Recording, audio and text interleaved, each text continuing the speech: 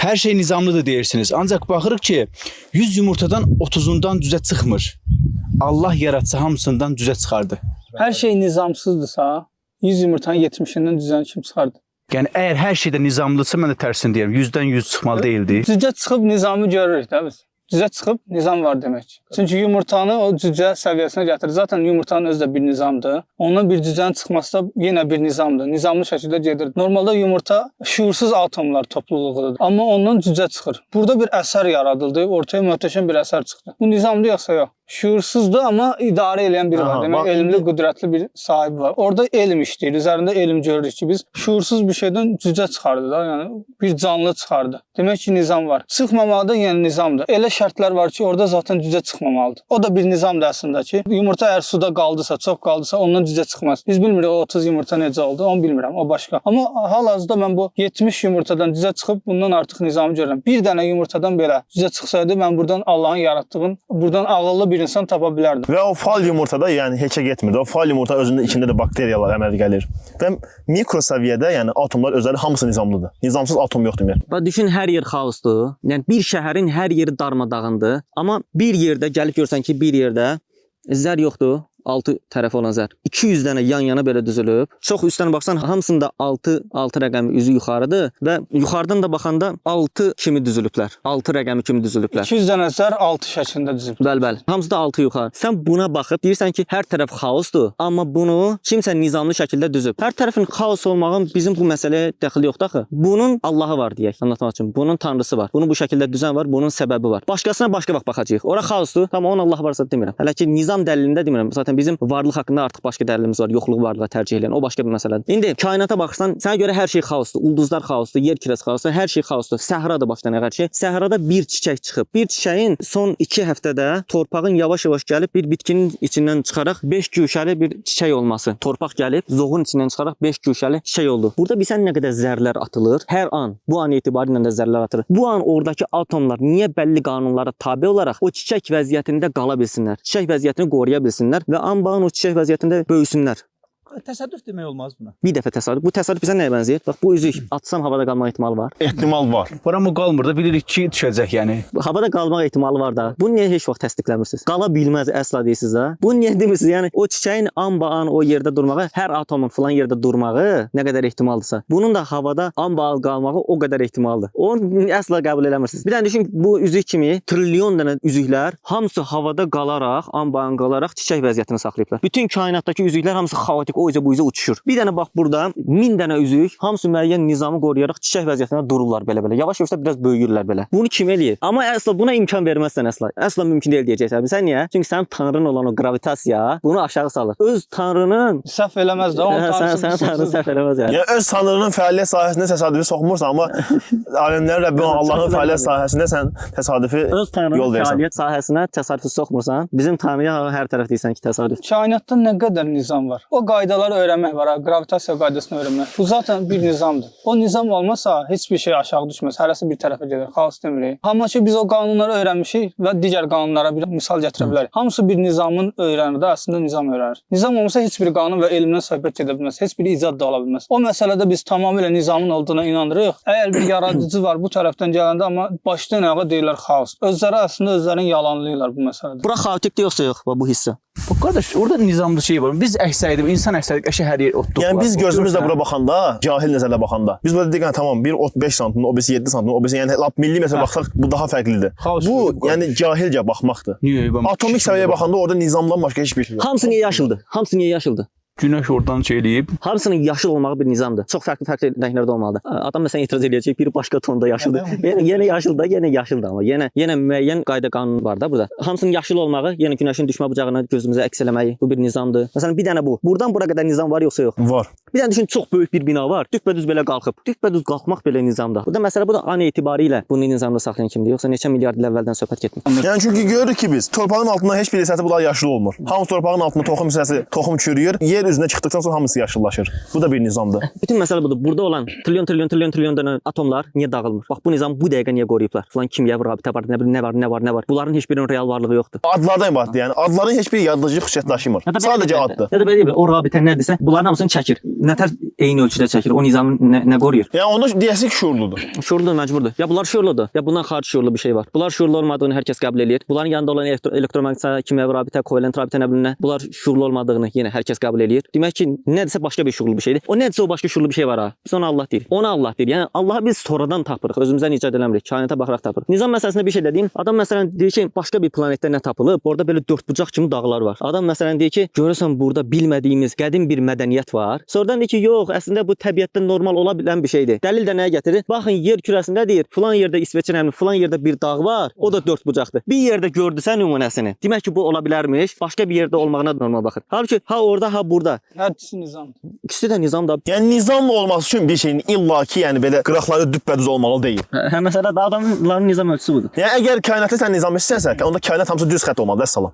100 yumurtadan mütləq deyil ki, 100 də düzə çıxsın. Bir düzə çıxsa belə artıq nizamdır. Əslində hər biri Əsmaül Hüsnaya baxır. Hər bir şey bizə Allahın isimlərini tanıdır. Bax bu bitkidə biz nə qədər Allahın ismini indi burada sayaraq, burada rəng verən ismi var Allahın, müqaddir ismi var, həndəsə. Burada çox böyük bir həndəsə var. Heç bir rəssam təqlid edə bilməz. Bu bir an belə yaşasa, artıq Allah bizə o qüdrətini göstərdi. Bu bir an belə bax 3D bir şəkil çəkdi bizim qarşımızda. Bir an belə o şeyi göstərdi. Bir an belə bir yumurta varlığı olsa, bir an varlığını sürdürsə, o artıq Əsmaül Hüsnanı o üzərində təcəlli eləyirəm. Bir an belə yaşasa ona yetər yəni. Hətta o cücə çıxmamaqda bir ismi yenə də təcəllisidir. Allahın mani ismi var. O da o ismin təcəllisidir. Hər biri bir ismin təcəllisidir yəni. Kainatda hər şey belədir da. Yəni bitki, daş, hər biri Həşəratlar yoxluq mərtəbəsindən varlıq mərtəbəsinə çıxıb. Hər biri. Allah yoxdan sənətlər inşa edib. Yəni bir nəfər bir rəsm çəkib. O rəsmdə biz 2-3 dənə nizam görsək, artıq bu rəsm əsəri olaraq qəbul edirik. Məsələn, dağa baxır, dağa uyğun çəkir. Allah bütün əsərləri yoxdan var eləyib. Daş olsun, dağ olsun, bitki olsun, hər biri. Bir daşda da biz Allahın ismini görə bilirik, bir torpaqda da görə bilirik, bir yumurtada da, bir laq yumurtada da. Hər biri əslində vəzifəsini görür. Biz görməsək belə o vəzifəsini görür. Allahın ismi ona təcəlli elədi. Bir an təcəlli eləsə belə artıq o sənət əsəridir. Sən görməsən də o sənət əsəridir. Yumurta çıxmayanda da yenə mani isminin əsəridir. O laq yumurtada yenə müqaddir ismi var, alim ismi var, musavvir ismi var, hamısı var. Bu şəkildə oxuya bilmək lazımdır kainat. Bir də məsələn biz yumurtalardan deyirik 70-i cücə oldu, 30-u fal oldu da. Biz fal yumurtaların özündə də bir nizam görürük. Çünki fal yumurtalar əlimizə alanda demirik də bu görəsən cücə olar yoxsa fal olar. Yəni baxan kimi fal olduğunu bilirik. Fallar öz aralarında da bir nizama tabe edilir əslində. Allah qanunları qırır da. Məsələn, bütün yumurtalardan cücə çıxmır. Məsələn, burada qanunlar çox qırılır, Allahın qanunları. Kimyada daha az qırılır. Fizikada demək olar çox az qırılır fizikada. Hətta fizikada heç qırılmır deyə bilərik. Məsələn, peyğəmbərlər möcüzəsi xaric. Fizikada Allahın qanunları heç qırılmır. Bax, bir dənə diqqət elə. Adam deyir ki, fizika qanunu nə danışsan heç vaxt dəyişə bilməz. Ona görə adam deyir ki, fizika qanunu ilə nə bilim filan dövlət qanunlarını və qrammatika qanunlarını müqayisə edirsən. Çünki fizika qanunu əsla dəyişə bilməz. Onun nəzərində fərqli yerdədir. Amma kimya qanunu dəyişir, biologiya qanunu yumurta məsələsində yenə dəyişir. Demək, əgər yumurtalarda da, yəni kimya və biologiya, zoologiyada da, ya anatomiyada da fizika qanunları kimi çox sərt olsaydı Allahın qanunları, biz heç tanıya bilməzdik Allahı. Demək ki, bəzi belə, bəzi o cür olanda insan düşünür ki, tamam bunu yaradan biri var. Oradan daha rahat anlayır. Təbii ki, ağıllı zehinlər üçün hər yerdən Allaha çıxmaq dəlillər var, amma o da bizim üçün ayrıca bir metoddur da Allahın varlığını tutmağa. Çünki insan olmayanda daha yaxşı anlayır. Olmaya da bilərdi. İnsanlar bundan daha çox təfəkkür edirlər əslində. Kör adamı göstərir. Məsələn, sənin də gözün kör olsaydı nətər olardı? Oradan şükrə çıxır. Gözə şükür eləyir insan. Yəni hansı insan görmüsən ki, dalağına görə Allaha şükür eləsin? Dalağı ağrıyanda ondan əziyyət çəkən. Bunu çox az görür. Məsələn, sümük əriməsi çox azdır da bu xəstəliklər. Məsələn, kimsə buna görə şükür eləmir. Allah əksini qoyur kainatda ki, o şükrü tuta biləsən. O yumurta da o əksdir.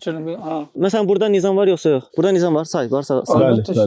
Nə say? Məsələn, 3 dənə nizam say. Daş formasında qalsa dağılmır. Hə, məsələn, niyə dağılmır? Məsələn, soruşsan niyə dağılmır? Filan qanunlar, nə bilim, rabit. Bir də göyə uçmur, gəlib başıva dəymir. Nizamdır da. Məsələn, davamlı yerə düşməyə belə nizam. Məsələn, bu daş məsələn hansı maddədən təşkil olunubsa, dünyanın bütün yerində olan bütün o təşkil olunduğu maddənin hamısında atomlarında eyni sayda proton, eyni sayda elektron, eyni sayda neytron var. Sadəcə bu deyək. Bundan çıxmadan nizam saya bilərsən. Bəli. Bu bütün atomları hamısının içində eyni sayda proton, elektron, neytron var.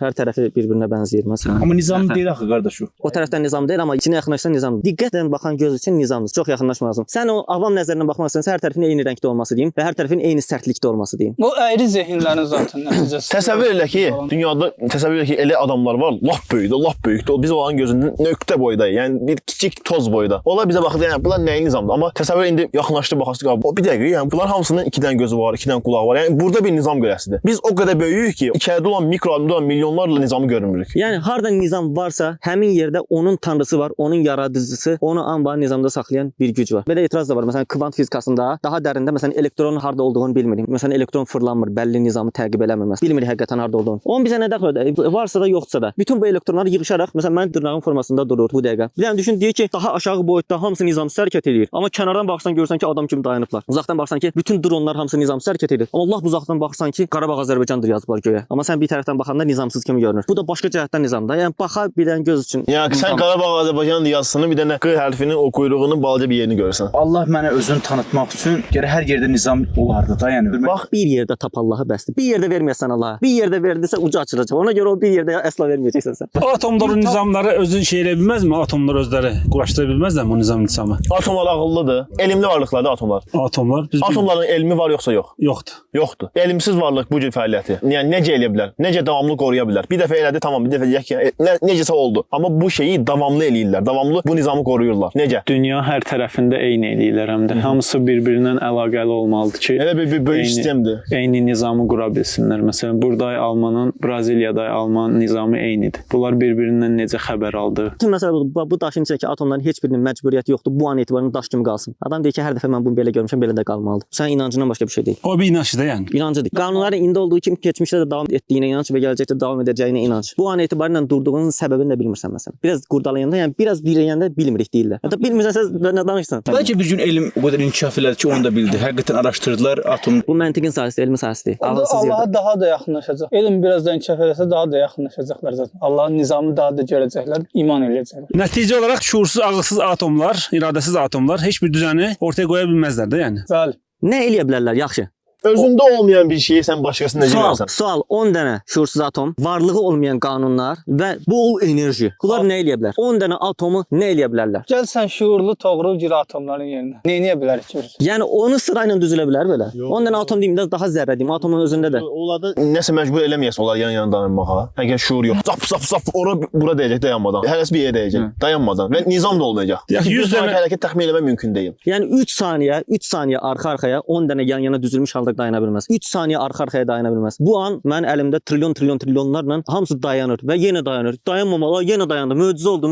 Yəni bir dinsiz bir kainata, aha bu da möcüzə. Hər şey möcüzə gözü ilə baxmalıdır. Bir zaman kainata hər şey normaldır. Möcüzəni necə qiymətləndirirlər? Möcüzə sadəcə nədir? Bizim açıqlaya bilmədiyimiz şeylər. Bizim açıqlaya bildiyimiz, amma yəni zaten möcüzələri açıqlayırıq. Açıqlaya bildiyimiz, amma bizim bunu etməkdən aciz olduğumuz şey möcüzədir. Möcüzə aciz qalmaqdır. Kökü aciz qalmaq sözündən. Bir şeyin qarşısında aciz qalmaq. Yəni bu atomlar, bu kainatı, bu nizam insanda bu an etibarən saxlamaqdan acizdir. Amma bu olur. Demək aciz olmayan başqa biri var. Aciz olmayan başqa biri nədirsə, biz ona Allah deyirik. Elə birin varlığını əqli zərurət kimi çıxırıq onu. elm sadəcə qanunlar qoyaraq deyə, etibarı qanunlar qoyaraq Allahın o möcüzəliyini üstünü örtmüşlər də o zaman. Deyək ki, bir adamdır, oturub dağda. Bu oturduğu dağın aşağısında bir dənə kənd var. Görür ki, kənddə hər səhər 2 dənə oğlan düşür, inəkləri aparır, gətirir. Və bir də fikirləşən deyir ki, fasiləsiz davam edir bu fəaliyyət. Mən buna deyirəm ki, 2 dostun inək qanunu. Mal nobatı qanunu. Nobat qanunu. Sonra da kiməsə deyir ki, gedib başqa yerə danışır ki, mən bir dənə kənd gördüm, orada nobat qanunu işləyir. Hər səhər orada bu iş görülür. Soruşsan ki, bu iş niyə görə qoyulur? Çünki nobat qanunu var da, nobat qanunu işi görür. Qanun pozula bilər. Nobat qanunu eləyir. Halbuki yəni orada 2 dənə nəfər var, o malları hər gün aparıb gətirir. Bir şeyi tərcih eləyir onlar. Kiçik bir dənə haşiyə çıxım. Çox səthi biz şeylərdə,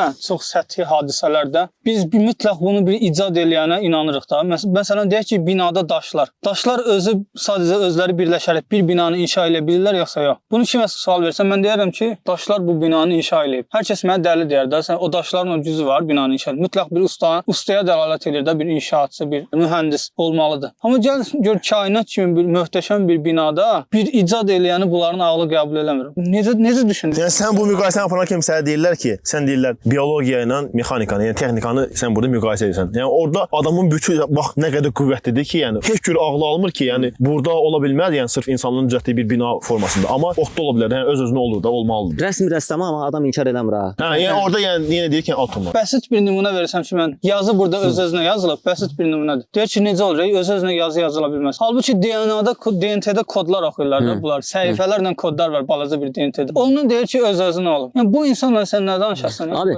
rəsm rəssamda mən demək istədiyim, deyir ki, yox, burada rəsm rəssam yoxdur deyir. Kainat rəssam. Yəni siz hər şeyə rəsm rəssamı deyirsiniz. Hə, amma rəsm rəssam bir məntiq qaydasında qaydasıdır. Rəsm varsa rəssam var. Ona görə də rəssam var. Rəssamı inkar edilməz. Ona görə rəssam nədir? Atomlar. Sənə də görə rəssam var və Atom sənə görə qanunudur. rəssam qanundur, təməl qüvvətlərdir, enerjidir. Adam inkar eləmir. O da deyir ki, bunu eləyən bir şey var. Bunu eləyən bir rəssam var deyir. O da deyir, o rəssamı o da qəbul eləyir. Rəssam var, deyir DNT-ni düzən. Biz də deyirik ki, DNT-ni düzən rəssam var. Bizim onlardan təməl fərqimiz budur. Biz deyirik ki, o rəssam şuur, elm, ağıl elm dayan bu məsələ. Adam deyir ki, elmsizdir. Yəni o mümkün deyil, çıxa biləcək yer yoxdur. Yəni isbat edəcək heç nə yoxdur. Elmsiz nə eləyəcək yəni?